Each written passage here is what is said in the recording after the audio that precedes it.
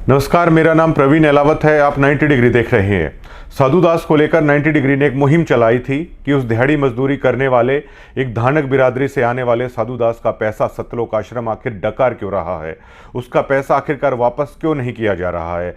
अब साधु दास ने एक वीडियो हमें भेजी है जिसमें संत रविदास जयंती पर वो कुछ अन्य लोग बैठे हुए हैं समाज के, उनके साथ बातचीत वो कर रहे हैं और उसमें बता रहे हैं कि सतलोक आश्रम वाले कह रहे हैं कि आपका पैसा वापस कर देंगे, आप इस वीडियो को हटा दो। मैं अंधविश्वास में पड़ा था, लाखों रुपए लुटा दिए उनको। भैया आप पाठ लिखाओ 25,000 रुपए का 3100 की जोती है, तो मैं लाखों रुपए लुटा दिए।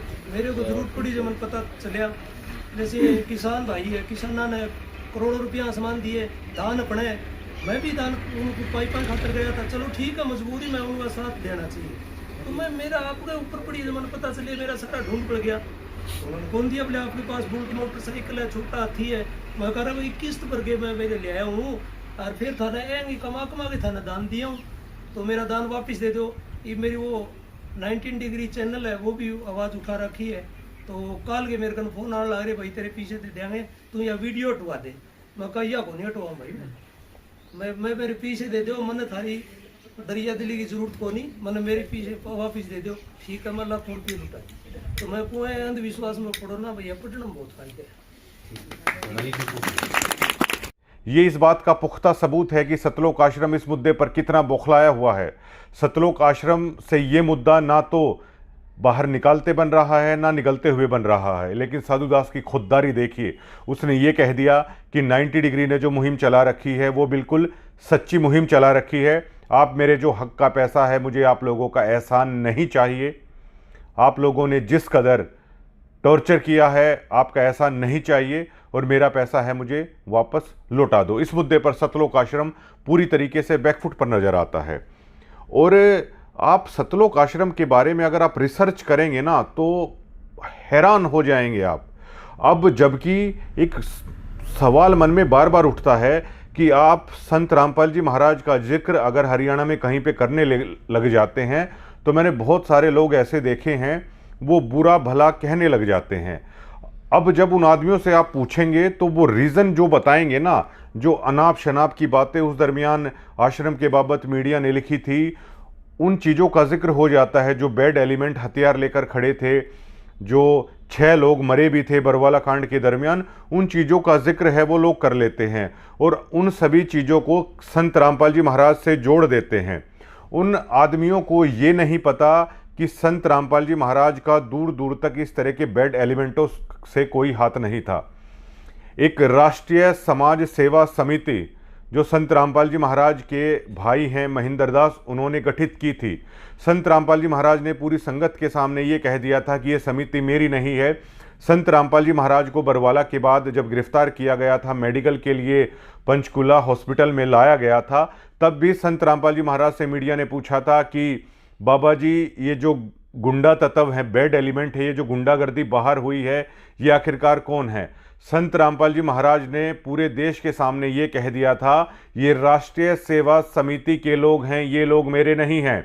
आपके ऊपर इतने इल्जाम है सर, आपके ऊपर इतने इल्जाम झूठे कैसे हैं आपके ऊपर? आपके गुंडे इतने खड़े थे वहाँ पे, हजारों आदमी हरियाणा पुलिस से। मेरे नीचे राष्ट्रीय समाज सेवा समिति नहीं तो आपकी समिति है। अरे आपकी समिति है बाबा, आप अपने आप को संत कहते हैं, आप संत कहना लायक भी है। आप आपसे भी जवाब दीजिए, आपके वहाँ इतनी फोर्स, इतने गुंडे, इतने आर्मी खड़ी है हरियाणा पुलिस के ऊपर, आप लोगों के ऊपर आपने इतना बंदी बनाए रखा है। जितने लोग आपके आश्रम से निकले हैं वो सब कह रहे हैं कि उन्होंने आपको, आपके लोगों ने उनको बंदी बनाया हुआ था। नहीं रामपाल जी, आपके कह रहे हैं आप अपने आप को संत बुलाते हैं, सब झूठे हैं। यू आर गॉडमैन और कॉनमैन। और आपने जो जिस तरीके से मीडिया को टारगेट किया गया, हथियार को सब गॉडमैन और कॉनमैन रामपाल जी। और अगर आप राष्ट्रीय सेवा समिति का आप इतिहास देखेंगे, अगर उन आदमियों को देखेंगे जो इन्होंने इस ट्रस्ट को रजिस्टर करा रखा है इस नाम से, तो उसमें संत रामपाल जी महाराज के परिवार वाले लोग ही आपको नजर आएंगे। ये जो मैनेजमेंट है, ये जो राष्ट्रीय सेवा समिति है, इसका संत रामपाल जी महाराज से दूर दूर तक कोई संबंध नहीं है और उनका उनके परिवार से भी दूर दूर तक कोई संबंध नहीं है। जो हरकतें इन बैड एलिमेंटों ने की है, उनके नाम पर जेल में तो केवल संत रामपाल जी महाराज हैं। बहुत सारे लोगों पर यह देशद्रोह का मुकदमा लगा था। एक सवाल उठता है कि सभी लोग उस मुकदमों से बाहर आ गए, लेकिन आखिर संत रामपाल जी महाराज अकेले जेल में क्यों हैं? इनके पाप कर्मों को भोगते भोगते संत रामपाल जी महाराज को 11 साल हो चले हैं, वो जेल के अंदर हैं। लेकिन इन लोगों का देखिए आप, इन 11 साल में इन लोगों की आय देखिए, इन लोगों का स्टैंडर्ड ऑफ लिविंग देखिए, इन लोगों की गाड़ियां देखिए, इन लोगों के चमकते हुए चेहरों को देखिएगा। 11 साल पहले इनके चेहरे कैसे थे, आज किस तरह चमकते धमकते हैं इन लोगों के चेहरे। इन लोगों के घर देखिए किस तरह महलों की तरह इन्होंने धनान आश्रम में भी बना लिए हैं, हिसार में भी बना लिए हैं, अन्य जगह पर भी बना लिए हैं। 11 सालों में इन्होंने कौन सी मतलब लेफ्टिनेंट की नौकरी करके ये लोग इतना सारा पैसा है ये लोग लेके आए हैं। और जो आप दान दे रहे हो सतलोक आश्रम में, जो भी आप कर रहे हो, आप इस मैनेजमेंट, इस राष्ट्रीय सेवा समिति को कर रहे हो और इस समिति का संत रामपाल जी महाराज से दूर दूर तक कोई मतलब नहीं है। जो वीडियो कॉल में संत रामपाल जी महाराज ये कहते हैं कि ये मेरे उस पर हो रहा है, ये केवल संत रामपाल जी महाराज इसलिए कहते हैं कि जो संगत है वो कहीं ना कहीं वो रास्ता ना भटक जाए। संत रामपाल जी महाराज ने पंचकुला में कह दिया था मीडिया के सामने, ये बैड एलिमेंटों का मेरा दूर दूर तक कोई संबंध नहीं है। आज उनका परिवार संत रामपाल जी महाराज के नाम पे, किसान प्रोग्राम के नाम पे बड़ी बड़े साफे और पगड़ियां पहन रहा है, सम्मान करवा रहा है। लेकिन यही संत रामपाल जी महाराज के बेटे मीडिया को कहते थे कि हमारा सर शर्म से झुक गया है कि हम इसके बेटे हैं, ये हमारा पिता है। एक राशन कार्ड हम आपको दिखाने जा रहे हैं जिसमें संत रामपाल जी महाराज केवल अकेले हैं, किसी भी परिवार के सदस्य का नाम नहीं है। लेकिन आज संत रामपाल जी महाराज जब बाहर थे, इन परिवार के सदस्यों को इर्द गिर्द फटकने तक नहीं देते थे। अपने सत्संगों में उन्होंने कह दिया था, मुझे पता है मेरी जो संतानें हैं मेरी कितनी सेवा करने वाली थी। आज मेरे लाखों बेटा बेटियां मेरे एक इशारे पर खड़े रहते हैं। लेकिन आज अपने गुरु की आज्ञा को ना मानते हुए ये परिवार ने लोगों को राजनीति की भेंट भी चढ़ा दिया है। इन लोगों को वोटों में बेचने की भी कोशिश है इन लोगों ने कर दी है। और आप धनान आश्रम में कभी देखिएगा, इनकी बड़ी बड़ी फॉर्च्यूनर लग्जरी गाड़ियां हैं, वो सीधा आश्रम के अंदर जाती हैं। जो आम भगत हैं वो तो अगर खाली हाथ भी जा रहे हैं तो उनकी जेबों की तलाशी लिए बिना ये लोग अंदर जाने नहीं देते। आम भक्तों के साथ कैसा हो रहा है, लेकिन ये कैसे वीआईपी ट्रीटमेंट हैं सतलोक आश्रम वाले, भक्तों के दान के पैसे पर हैं वो ले रहे हैं। क्या कोई भी ट्रस्ट, कोई भी मैनेजमेंट, क्या इन्होंने कभी कोई एक पारदर्शिता तरीके से क्या कोई इलेक्शन इन्होंने कभी करवाया है कि आखिर यही लोग सालों से इस मैनेजमेंट पर काबिज क्यों हैं? पूरी तरीके से अब जब हमने वीडियो बनाई तो राष्ट्रीय समाज सेवा समिति की तरफ से एक वीडियोस आपने देखी होगी जिसमें वो ये कह रहे हैं कि हमारे आश्रमों के बारे में, ये इनकी निजी संपत्ति है। संत रामपाल जी महाराज के नाम पर आज तक कोई ईंट भी नहीं है कि उनके नाम पर कुछ हो। बरवाला में जब कांड हुआ, जो 25 से 27 करोड़ रुपए सरकार ने उगाई के लिए भेजा था, जो एक्शन वहां पर हुआ था, लेकिन जब उन्होंने देखा कि संत रामपाल जी महाराज के नाम पर तो एक ईंट भी यहां पर नहीं है, इन्हीं लोगों ने पुलिस के सामने, कोर्ट के सामने संत रामपाल जी महाराज के खिलाफ बयान है इन लोगों ने दे रखे हैं और आज ये लोग जेल से बाहर हैं। और देखिए जिसका गुरु जेल के अंदर है, ये देखिए मैनेजमेंट वाले क्या करवा रहे हैं। उन भक्तों को समझना चाहिए कि जिसका गुरु जेल की खड्डी पर सो रहा है, जिसका गुरु जेल में जमीन पर सो रहा है, उसके भक्तों के साथ किस तरह का खिलवाड़ किया जा रहा है। इन सतलोक आश्रम में बड़े बड़े वीआईपी लोग हैं वो आ रहे हैं, ढोल नगाड़े बजा रहे हैं, लड्डू हलवे और जलेबियां बनाई जा रही हैं। आप किसी को लड्डू खिलाइए तो हरियाणा के आम समाज में या कहीं भी लोग ये पूछते हैं कि किस बात की खुशी के लड्डू हैं खिलाए जा रहे हैं। लेकिन इस कदर भक्तों को अंधा कर दिया गया है कि उनका गुरु तो जेल में है, ये लोग मिठाइयाँ बांट रहे हैं, ये लोग लड्डू बांट रहे हैं, ये लोग धनाना आश्रम में ढोल नगाड़े बजा रहे हैं, किसान सम्मान समारोह के नाम पर वहाँ पर लड़कियां नचाई जा रही हैं, अलग अलग तरह के भौंडे गीत हैं वो प्रदर्शित किए जा रहे हैं जो कि संत रामपाल जी महाराज की विचारधारा से बिल्कुल इतर थे। अरे आप सिखों से ही सीख लीजिए। जहाँ पर दिल्ली में शीशगंज गुरुद्वारा बना है, गुरु तेग बहादुर का शीश मुगलों ने काटा था, लेकिन सिखों ने जब तक वहाँ पर शीशगंज गुरुद्वारा नहीं बना दिया, अपने गुरु का बदला मुगलों से नहीं ले लिया, तब तक वो चैन से नहीं बैठे। लेकिन आप लोग देखिए, आपका गुरु 11 साल से जेल के अंदर है, आप लोग साल में 6-6 बार लड्डू जलेबियाँ और हलवा खा रहे हैं। बड़ा दुख होता है जब इस तरह की चीज़ें हैं वो देखने को मिलती हैं। आपका गुरु जेल में है, लेकिन इन लोगों के चेहरे आप देखिए, इन लोगों के चमकते चेहरे आप देखिए, इन लोगों के महनुमा घरों को आप देखिए। गुरु जेल के अंदर ज़मीन पर सो रहा है, ये महंगी महंगी गाड़ियों में घूम रहे हैं, आलिशान महलों में ये लोग रह रहे हैं। 11 सालों में इनका लाइफस्टाइल पूरी तरीके से बदल गया है। और ये आम भक्त भी जानता है कि संत रामपाल जी महाराज जिस दिन बाहर आ जाएंगे ये लोग आसपास भी नहीं फटकेंगे, लेकिन अपने गुरु के कारण ये आम भक्त हैं, इनके चंगुल में फंसे हुए हैं। अब देखिए संत रामपाल जी महाराज के जो नियम हैं, जो भक्त नाम ले रखा है, वो नियमों को आसानी से जानते हैं।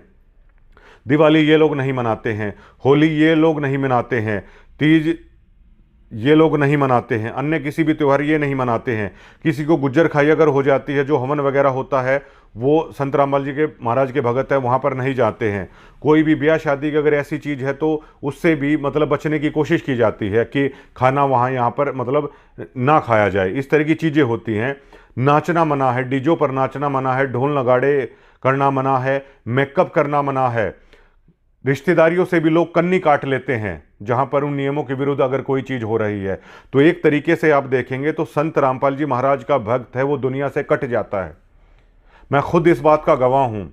ऐसे ऐसे भक्त हैं कि उनकी बहन है उनसे बात नहीं करती हैं, ऐसे ऐसे भक्त हैं कि उनका भाई उनसे बात नहीं करता है। मैंने ऐसे ऐसे भगत हैं वो देखे हैं, उनके बेटे उनकी पत्नी उनको हर रोज़ ताने देती रहती हैं नियमों को लेकर कि आपने संत रामपाल जी महाराज का नाम क्यों ले रखा है।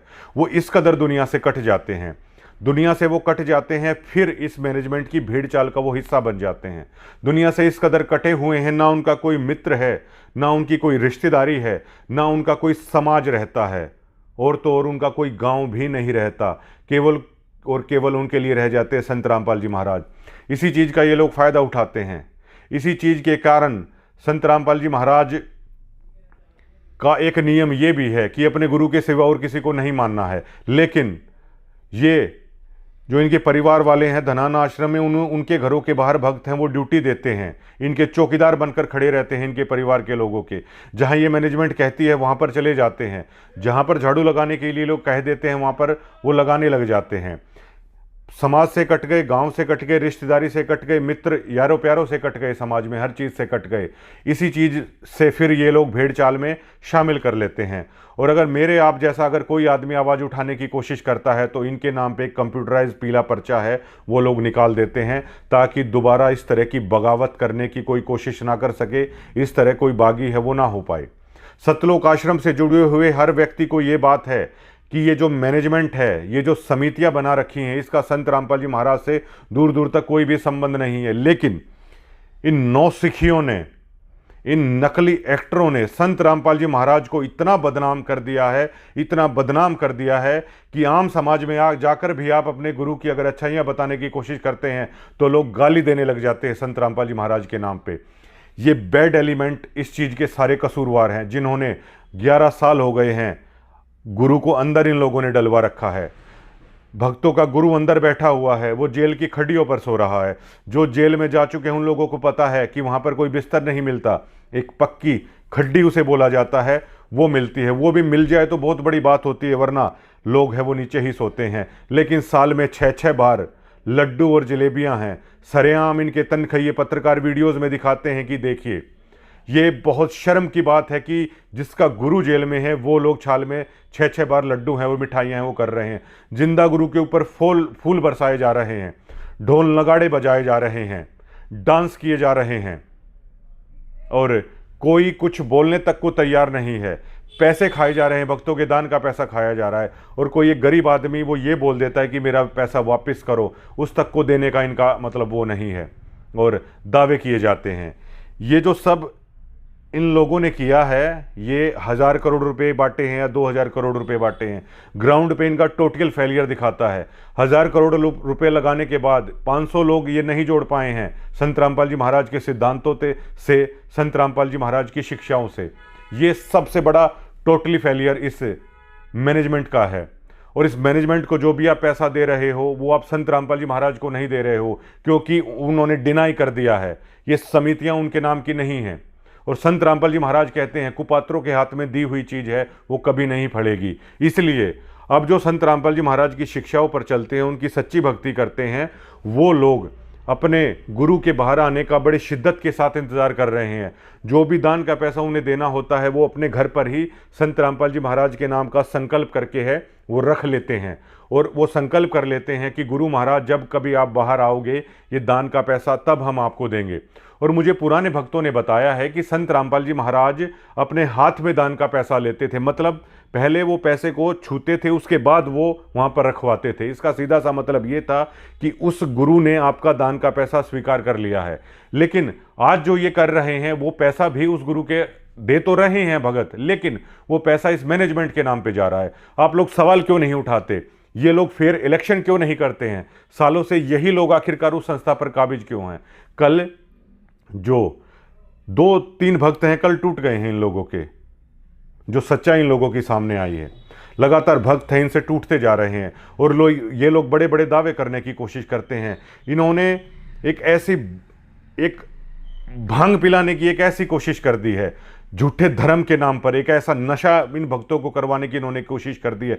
कुछ भी करने का प्रयास है ये लोग करते हैं। इनकी वीडियोस को आप देखिएगा, इतने लड्डू बन गए, इतनी जलेबी बन गई, यहाँ आने के बाद फला आदमी ने ये कह दिया, वो कह दिया, वो कह दिया। लेकिन अभी तक आम लोग संत रामपाल जी महाराज को लेकर नेगेटिव इसलिए सोच रहे हैं क्योंकि जो इनकी कुकर्म थे, जो इनके कुकर्म थे, वो इनका पीछा छोड़ने का नाम नहीं ले रहे हैं।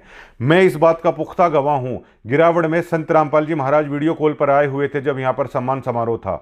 संत रामपाल जी महाराज से सरपंच बात कर रहे थे, तो संत रामपाल जी महाराज ने कभी भी इन सम्मान समारोह की परमिशन नहीं दी है। इस बात का तो गवाह मैं खुद हूं।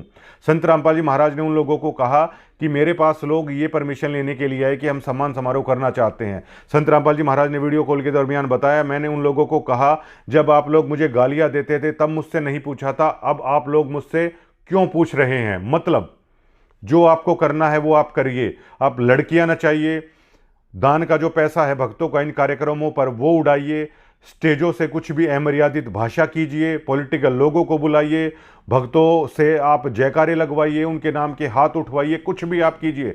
संत रामपाल जी महाराज, मैं इस बात का गवाह हूं, संत रामपाल जी महाराज ने कह दिया कि उनसे ना पूछा जाए कुछ भी इस बारे में। और ये लोग इस कदर भक्तों के साथ ठगी करते हैं। ये लोग दावा करवाने की कोशिश करते हैं कि महाराज जी ऐसा कर रहे हैं, महाराज जी वैसा कर रहे हैं। महाराज जी ने इन लोगों को साफ साफ बोल रखा है कि जैसा आपका मन करे आप करिए। मतलब गुरु को जो ज्ञान देना था उसने दे दिया, अब जैसा इन लोगों को अच्छा लगता है वो लोग वैसा करिए। 11 साल से जिसका गुरु जेल में हो, क्या उस लोगों के भक्त के गले से भी वो लड्डू आखिरकार कैसे उतर जाते हैं? ये सबसे बड़ा सवाल है। ये हम लोगों को कब पता चला? ये हम लोगों को भी तब पता चला, हम भी लोग इसी भेड़ चाल का हिस्सा बन गए थे। हम लोगों को यह एहसास तब हुआ जब इसके इन लोगों के पंजे से हम छूटे। वो नशा उतरा जिस कदर इन लोगों ने बांध रखा था। लोग अपने घर का काम नहीं कर पाते। ये कहीं भी कभी भी रात को सेवा के नाम पर कुछ भी ड्यूटियां लगा देते हैं।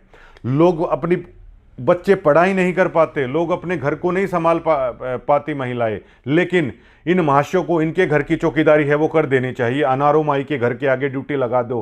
क्यों भाई? आखिरकार उनके गुलाम हो गए क्या ये भक्त? अपने गुरुदेव के लिए, अपने गुरुदेव का शिष्य है, उनके लिए तो ड्यूटी भी करे। इनके घरों के आगे ड्यूटी क्यों करे? अब धनाना में इनका घर बन रहा है, इनके परिवार वालों का आदेश दे दिया गया ग्रुपों में डालकर कि गुरुजी का घर बन रहा है, वहां पे आके मजदूरी करिए। लोग जा जाके वहां पर मजदूरी कर रहे हैं, फ्री में मजदूर तैयार किए जा रहे हैं। आश्रमों में भक्तों का खून निकाला जा रहा है, आश्रम में भक्तों का पैसा ऐंठा जा रहा है, कभी ज्योतियों के नाम पर, कभी पाठ के नाम पर। कभी कभी भक्तों को कह दिया जाता है कि तुम्हारा नाम खंड हो रखा है। इन लोगों का आखिरकार कभी नाम खंड क्यों नहीं होता? ये लोग लग्जरी लाइफस्टाइल देख रहे हैं। 11 साल से पहले इनकी माली हालत देख लीजिए, आज इनकी हालत देख लीजिए। क्या कुछ इन लोगों ने ऐसा कर दिया?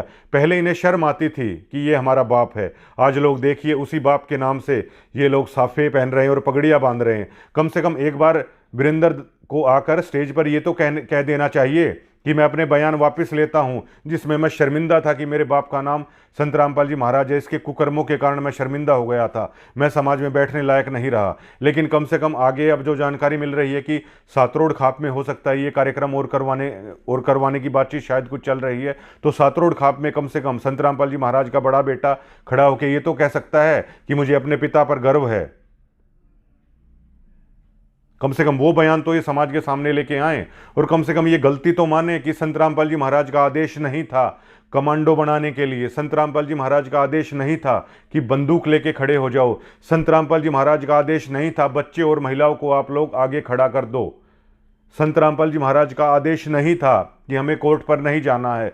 और आश्रम का हर व्यक्ति जानता है कि गुरु को जेल में डलवाने वाले आखिर लोग कौन हैं, किस गलतियों के कारण है। और कम से कम आप इतना तो सोच लीजिए, जिसका बाप जेल में हो क्या उस जगह पर ढोल नगाड़े कोई बजवाएगा? जिसका बाप जेल में हो, जिसका गुरु जेल में हो, क्या वो लड्डू और बधाइयाँ बांटते फिरेंगे? साल में 6-6 बार लड्डू जलेबियाँ वो बांटते हुए फिरेंगे? अरे आप सिखों से सीख लीजिए, उनके गुरुओं ने कितना बलिदान दे दिया, लेकिन वो कभी भूले नहीं, अपने गुरु का मान रखा जब तक उस चीज़ का उन्होंने बदला ना ले लिया। आप लोग हरियाणा की सोसाइटी के सामने आके गलती मानिए कि ये समिति संत रामपाल जी महाराज की नहीं है। ये जो सभी चीज़ें हुई, जो भी ये बैड एलिमेंटों की हरकतें हुई, ये संत रामपाल जी महाराज का आदेश नहीं था। हमारा गुरु ऐसा नहीं है। आम भक्त जब लोगों के बीच में बैठते हैं तो वो ये कहते हैं कि हमारे गुरु ऐसे नहीं है, लेकिन अब लोग कैसे माने? लोगों ने देखा है इन बैड एलिमेंटों को हथियार लिए हुए। लोगों ने उन चीज़ों को देखा है कि कैसे इन लोगों ने खर्क में किया, कैसे ये गुंडा तथा अपनी गाड़ियों के अंदर बेसबॉल के बीटे रखे, खरगांव में इन लोगों ने हमला किया, कैसे शब्दों का इस्तेमाल ये लोग उन वीडियोस में कर रहे हैं, कैसे ज़बरदस्ती ये लोग थोपने की कोशिश कर रहे हैं कि ऐसे जयकारे लगाओ। तो लोग कह रहे हैं कि चलिए मान लिया आपके गुरु ऐसे नहीं है, लेकिन ये जो जुड़े हुए जो लोग हैं फिर ये ऐसी हरकतें क्यों कर रहे हैं? ये आखिरकार कब गलती मानेंगे अपने इन कुकर्मों की? बस हरियाणा यही चाहता है कि जो कुकर्म इन्होंने किए हैं वो ये करें। और कम से कम आप लोगों को भी सोचना चाहिए, जिसका गुरु जेल में लेटा हुआ है, कम से कम आपको लड्डू नहीं बांटने चाहिए, कम से कम उस सामान में ये लड़कियां नहीं नचानी चाहिए, और कम से कम आपको ये बड़े बड़े साफे और ये पगड़ियां पहनने का अधिकार आपने किसने दे दिया? आपका गुरु जेल में है, आप बड़े बड़े ये सम्मान लेने की कोशिश कर रहे हैं। आप लोगों की बुद्धि का स्तर मतलब आप लोगों को आखिरकार हो क्या गया है, और उन आम भक्तों को आखिरकार हो क्या गया है, ये सबसे बड़ा सवाल खड़ा हो रहा है। समाज से बिकट गए, वहाँ गए तो इस मैनेजमेंट ने ठग लिया, और इस मैनेजमेंट के चंगुल से निकलें तो ये डरा दिया जाता है कि पीला पर्चा निकल जाएगा। हम लोगों ने हिम्मत की, क्या मेरे पास ये नहीं था कि हम लोग बातचीत कर लें महाराज जी से या वो कर लें? अरे हमने उनकी चीज़ों को सीख लिया, हमें भरोसा हो गया। और हमारे तो भैया जब तक किसी का गुरु जेल में होता है ना, तो हमारे गले से तो ये लड्डू और ये मिठाइयाँ कभी उतरने वाली है नहीं। हमने तो मना कर दिया साफ साफ। आप लोगों को मुबारक हो, ये जो मैनेजमेंट का इनके समिति का जो खेल है, आप लोग खेलते रहिए और आप लोग इनका हिस्सा बेशक से बनते रहिए। शुक्रिया।